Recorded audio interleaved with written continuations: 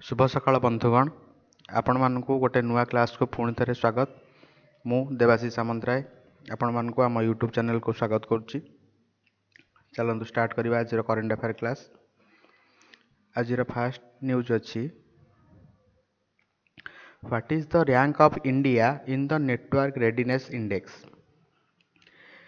India रो rank network readiness index रे केते रची। इंडिया रो रैंक अच्छी 49। यही इंडेक्स रे फास्ट रैंक रही यूएसए रो। यही इंडेक्स को पोर्टुलान इंस्टीट्यूट बोली गोटे इंस्टीट्यूट जोटा कि वाशिंगटन डीसी यूएसए रे अच्छी, सी इंडेक्स रो रैंकिंगटा रिलीज करची। तो एथिरे इंडिया रो रैंक आपण मानकर अच्छी 49। Next question, who is appointed as the chairperson of national human right commission.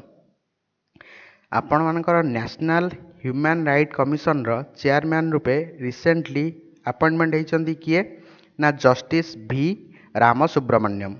C NHRC रो 9 नंबर चेयरपर्सन भाव में अपॉइंटमेंट करा जायछि। ठीक अच्छे।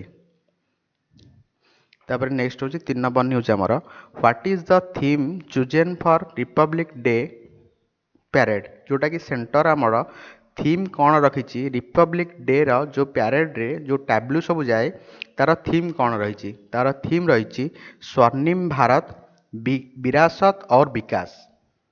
आमर प्रीवियस 2024 रिपब्लिक डे पैरेड रे जो सब टैब्लू जाइथिला सेथिरे आम ओडिशा फास्ट प्राइज पाइथिला, जोटार कि थीम थिला ओमेन एम्पावरमेंट। तो एथर पई एई ईयर पई आमर से थीमटा रही स्वर्णिम भारत विरासत और विकास। आ पर्यंत 2025 रो रिपब्लिक डे रे आमर किए चीफ गेस्ट आसीबे सेटा अनाउंसमेंट हेइनी। सेटा अनाउंसमेंट हो गले आम आपण पाखु पुणी सेटा जनईदेबू। ठीक अच्छे। Next news, who is honoured with Shri Chandrashekarendra Saraswati award for leadership. यार आंसर होची एस जयशंकर। एस जयशंकर जी कि आमर फॉरेन मिनिस्टर अछंती तांको ऑनर्ड करा जायछि Shri Chandrashekarendra Saraswati award for leadership. आमर साउथ इंडिया एजुकेशन सोसाइटी बोली गोटे इंस्टीट्यूट सीए लीडरशिप पाई ये अवार्डटा प्रदान करे, जोटा कि मिली एस जयशंकर को। ठीक अच्छे। नेक्स्ट क्वेश्चन होची, Kiran Mazumdar Shaw recognised in Forbes 2024 power women list is the founder and chairperson of which company. Kiran Mazumdar Shaw जे कि फोर्ब्स 2024 रो टॉप पावर वुमेन लिस्ट भितर टॉप 100 भितर अछंती, से को कंपनी रो चेयरपर्सन। तांको कंपनी रो ना होची बायोकॉन। आम इंडिया रू टॉप 100 लिस्ट भितर 3 जण वुमेन स्थान पाई। जड़े हेले निर्मला सीतारमण जी कि आमर फाइनेंस मिनिस्टर, आउ जड़े हेले रोशनी नादार जी कि एचसीएल जो कंपनी रो चेयरपर्सन, आउ जड़े हेले किरण मजुमदार स। ठीक अच्छे। नेक्स्ट न्यूज है रिसेंटली हॉट न्यूज है आम ओडिशार गवर्नर नियुक्ति होती। आमर गवर्नर जी थिले रघुवर दास, तांको चेंज करी राष्ट्रपति भवन तरफ नुआ भाव में नियुक्ति करा जायछि हरिबाबू कंबापति को, जे कि प्रीवियस पाई मिजोराम रो गवर्नर थिले, तांको चेंज करी ओडिशा दायित्व एबे दिया जायछि। नेक्स्ट है मिजोराम। मिजोराम रो न्यू गवर्नर भाव में नियुक्ति दिया जायछि काहाकू ना जनरल डॉक्टर विजय कुमार सिंह, जे कि जनरल वीके सिंह भाव में परिचित। सी आमर फॉर्मर मिनिस्टर थिले सेंटर रे, स्टेट मिनिस्टर थिले सिविल एविएशन रो 2024 पर्यंत। तांको एबे न्यू गवर्नर भाव में मिजोराम रो अपॉइंटमेंट करा जायछि। नेक्स्ट है who is the new governor of Kerala. Kerala रो न्यू गवर्नर भाव में अपॉइंटमेंट करा जायछि राजेंद्र विश्वनाथ आर्लेकर। राजेंद्र विश्वनाथ आर्लेकर जे कि बिहार रो गवर्नर थिले, तांको केरलार नुआ गवर्नर भाव में नियुक्ति दिया जायछि। नेक्स्ट है who is the new governor of Bihar. Bihar रो न्यू गवर्नर भाव में आरिफ मोहम्मद खान को अपॉइंटमेंट कराई, जोटा कि बिहार आउ केरल भितर सेटा ମାନେ ଏକ୍ସଚେଞ୍ଜ କଲା ଭଳିଆ ହେଇଛି। ବିହାରର ଯିଏ ଗଭର୍ଣ୍ଣର ଥିଲେ ସେ କେରଳ ପଳେଇଛନ୍ତି, କେରଳର ଯିଏ ଗଭର୍ଣ୍ଣର ଥିଲେ ତାଙ୍କୁ ବିହାରରେ ନୂଆକି ଆପଏଣ୍ଟମେଣ୍ଟ କରାଯାଇଛି। ଠିକ୍ ହେଲା। Next news, who is the new governor of Manipur? ମଣିପୁରର ନ୍ୟୁ ଗଭର୍ଣ୍ଣର ଭାବରେ ଅଜୟ କୁମାର ଭଲ୍ଲା, ଯିଏକି ଫର୍ମର ହୋମ୍ ସେକ୍ରେଟାରୀ ଥିଲେ, ତାଙ୍କୁ ଆପଏଣ୍ଟମେଣ୍ଟ କରାଯାଇଛି।